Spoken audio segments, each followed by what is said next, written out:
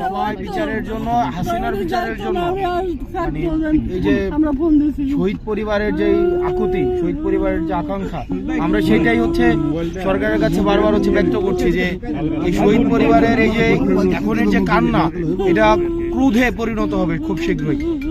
যদি এই আহতদের এবং হচ্ছে শহীদদের পরিবারের বিচার নিশ্চিত না করা হয়, দ্রুততম সময়ের মধ্যে আওয়ামী লীগের বিচার নিশ্চিত করা না হয়, এই কান্না ক্রোধে পরিণত হবে।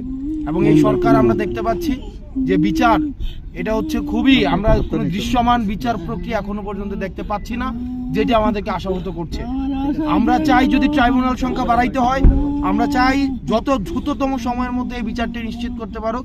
কারণ সোহেলের মার কাছে আমরা সোহেলকে কোনোদিন ফিরাই দিতে পারবো না, এটা আমাদের সীমাবদ্ধতা। কিন্তু আমরা চাই আওয়ামী লীগের এবং যারা এই হত্যাকাণ্ডের সাথে জড়িত তাদের দৃশ্যমান বিচারের মধ্য দিয়ে অ্যাটলিস্ট এই সোহেলের আম্মাকে আমরা এতটুকু যে শান্তি দিতে, এতটুকু যে আন্টিকে নিশ্চয়তা দিতে যে আমরা অন্তত বিচারটা করতে পারছি।